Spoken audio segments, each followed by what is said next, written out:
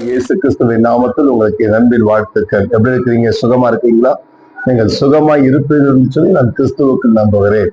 சரி, ஒவ்வொரு நாளும் ஆண்டவருடைய வார்த்தை கேட்டு நீங்கள் மிகவும் சந்தோஷமா இருக்கிறீர்கள். அதே நேரத்தில் இந்த நாள்ல கூட ஆண்டவர் உங்களோடு கூட ஒரு வார்த்தை பேசி உங்களுக்காக ஆசீர்வாதத்தை நான் செபிக்க விரும்புகிறேன். இதுவரைக்கும் சப்ஸ்கிரைப் பண்ணாதவங்க தயவுசெய்து சப்ஸ்கிரைப் பண்ணிக்கோங்க, ஷேர் பண்ணுங்க, லைக் பண்ணுங்க. கமெண்ட் பாக்ஸ்ல கட்டாயம் நீங்கள் பெற்றுக்கொள்ள நன்மைகளை அதில் பதிவிடுங்க.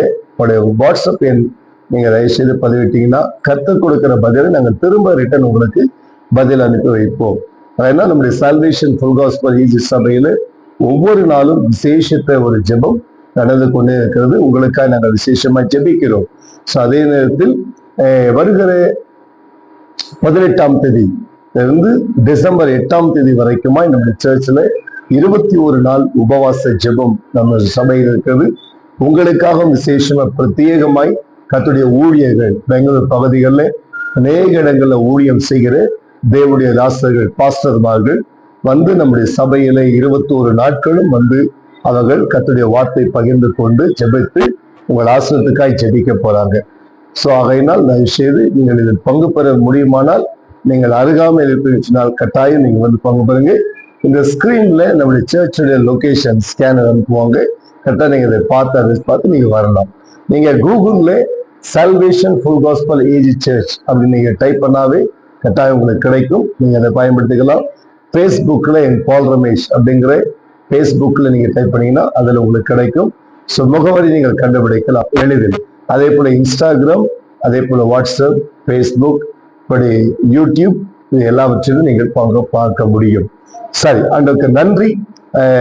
நிறைய மோர் அட்ரஸ் உங்களுக்கு தேவைப்படுமானால் தயவு செய்து நீங்க தொடர்பு கொள்ளுங்க. ஸ்கிரீன்ல தெரிகிற நம்பர்களுக்கு கட்டாயம் போன் பண்ணுங்க. ஒரு ஜெப குறிப்பு வேணுமாச்சுனால் 24/7 நம்பர் இருக்குது, நீங்க கட்டாயம் பண்ணுங்க.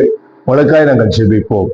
சரி, நீதிமொழிகள் 16ஆம் அதிகாரம் 20வது வசனம். நீதிமொழிகள் 16ஆம் அதிகாரம் 20வது வசனம். Proverbs chapter 20 verses 16 or 20 வாசிப்போம். விவேகத்துடன் காரியத்தை நடப்பிக்கிறவன் நன்மை பெறுவான், கர்த்தரை நம்புகிறவன் பாக்கியவான். என கருமையான கர்த்தருடைய பிள்ளைகளே, இந்த வேதத்தை சற்று நீங்கள் ஆழமாய் கவனிக்க வேண்டும். சத்தியத்தை கேட்பது மாத்திரமல்ல, சத்தியத்தை தியானிக்கும் போதுதான் இந்த சத்திய வசனத்தின் வல்லமை வெளிப்பாடு பெற்றுக்கொள்ள முடியும். பாருங்கள், இந்த வசனம் சொல்லுது விவேகத்துடன் காரியத்தை நடப்பிக்கிறவன் நன்மை பெறுவான். விவேகம் என்றால் என்னங்க? மிகவும் கவனமாய், ஜாக்கிரதையாய், துரிதமாய், சுறுசுறுப்பாக, அதே நேரத்துல எச்சரிக்கையாய் நீங்கள் எதை செய்தாலும் ரொம்ப கவனத்தோடு கூட செய்யும் போதுதான் அந்த காரியம் உங்களுக்கு வெற்றியை கொண்டு வரும். அல்லேலூயா. ஒருவேளை உங்கள் குடும்பமா இருக்கலாம், வேலை காரியமா இருக்கலாம், இந்த பிள்ளைகளுடைய திருமண காரியமா இருந்தாலும், எதை செய்தாலும் ஞானத்தோடு கற்றுக் கொடுக்கிற கிருபையோடு செய்து பாருங்கள்.